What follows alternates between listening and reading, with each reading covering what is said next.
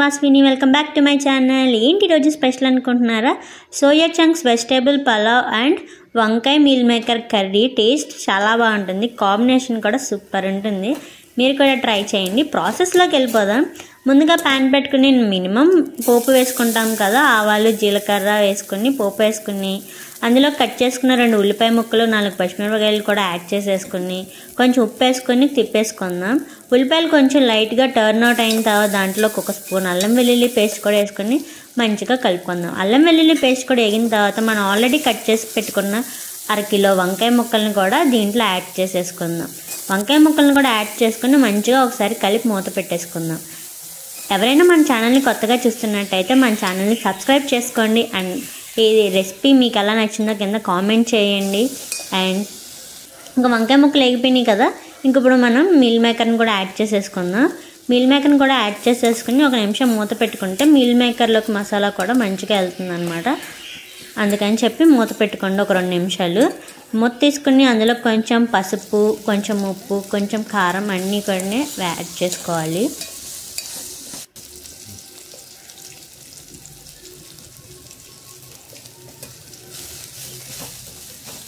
కారం కూడా యాడ్ చేసుకున్న తర్వాత చూడండి, మన 2 నిమిషాలు మగ్గిన తర్వాత కూర ఎలా ఉంది. ఇంకా లాస్ట్లో కొంచెం కొత్తిమీర కూడా యాడ్ చేసేసుకోండి. కొత్తిమీర కూడా యాడ్ చేసుకొని ఒకసారి మంచిగా కలుపుకోండి.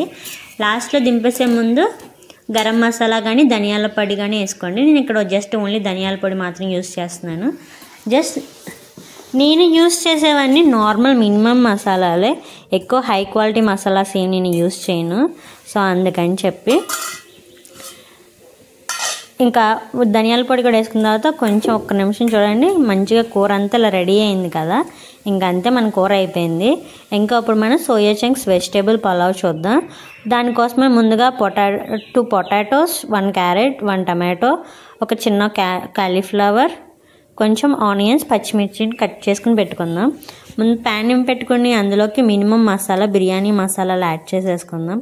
చెక్క, లవంగాలు, ఆకు అవన్నీ, షాజీరా కూడా కొంచెం యాడ్ చేసుకుని అన్నీ వేగిన తర్వాత ఉల్లిపాయ పచ్చిమిరపకాయ వేసేసుకుందాం. ఉల్లిపాయ పచ్చిమిరపకాయ కూడా మంచిగా వేపుకోవాలన్నమాట. ఇలా మంచిగా వేపుకున్న తర్వాత దీంట్లో 1 స్పూన్ అల్లం వెల్లుల్లి పేస్ట్ కూడా వేసుకుందాం. అల్లం వెల్లుల్లి పేస్ట్ కూడా వేసుకుని పచ్చివాసన పోయేంతవరకు మంచిగా కలుపుకోవాలి. పచ్చివాసన పోయేంతవరకు మాత్రం కన్ఫర్మ్ కలపండి, లేదంటే అదంతా ఉల్లిపాయ అల్లం వెల్లుల్లి స్మెల్ వస్తూ ఉంటుంది. చూడండి, ఇలా లైట్గా బ్రౌన్ కలర్ కూడా వచ్చింది కదా. ఇంకా ఈ స్టేజ్కి చేసిన తర్వాత మనం ఆల్రెడీ ముందుగా కట్ చేసి పెట్టుకున్నాం కదా వెజిటేబుల్స్, ఆ వెజిటేబుల్స్ అన్నిటిని దాంట్లో వేసేసుకుందాం అనమాట.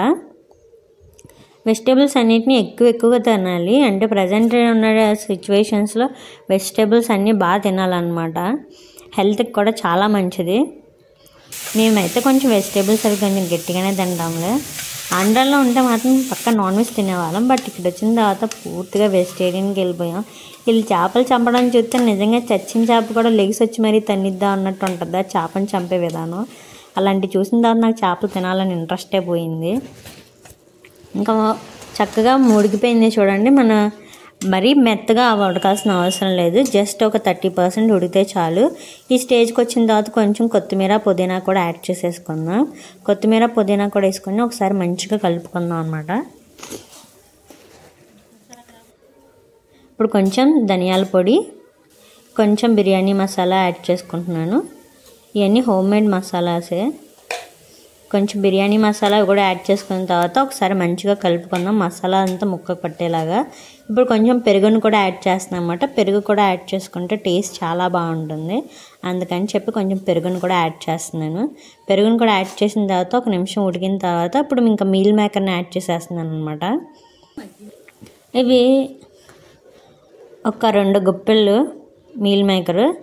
నేను తీసుకుంది ఆ గ్లాస్తో 1 గ్లాస్ బాస్మతి రైస్, అందుకని నేను 2 గ్లాసెస్ ఆఫ్ వాటర్ పోస్తున్నాను. ఉప్పు అది చెక్ చేసుకుని ఉప్పు సరిపోకపోతే ఇక్కడ యాడ్ చేసుకున్నాం.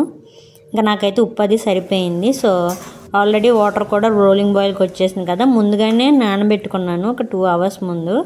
సో ఇంకా రైస్ని కూడా యాడ్ చేసేసుకుంటున్నాను. దీంట్లో రైస్ని కూడా యాడ్ చేసుకుని ఒకసారి మూత పెట్టేసుకుని కొంచెం కుక్ చేసుకుందాం.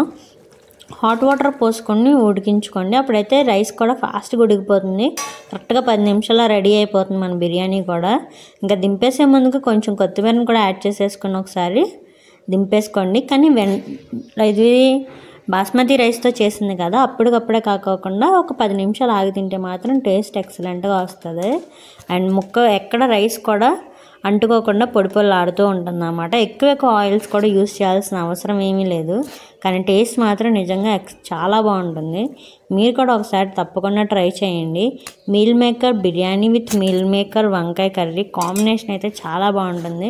వంకాయ అంటే ఇష్టం ఉన్న వాళ్ళు అయితే కన్ఫర్మ్ ట్రై చేయండి ఇది ఒకసారి. అండ్ ఇక్కడ వరకు చూసినందుకు thank you so much. Support చేస్తూ ఉండండి. అండ్ వీడియోని మీరు చూడటమే కాకుండా మీ ఫ్రెండ్స్ అండ్ ఫ్యామిలీస్కి కూడా షేర్ చేయండి. ఇలా చేయటం నాకు కూడా చాలా ఎంకరేజ్మెంట్గా ఉంటుంది అన్నమాట, ఇంకా మరిన్ని వీడియోస్ చేయడానికి. అండ్ ఇంకా మీ ఇంకెందుకండి లేట్, మీరు కూడా లంచ్ అయితే లంచ్, డిన్నర్ అయితే డిన్నర్ చేసేసేయండి. నా ఛానల్ ఇలానే చూస్తూ చేసేయండి, మీకు కూడా తిన్న ఫీలింగ్ వచ్చేస్తుంది. Bye bye, see you soon in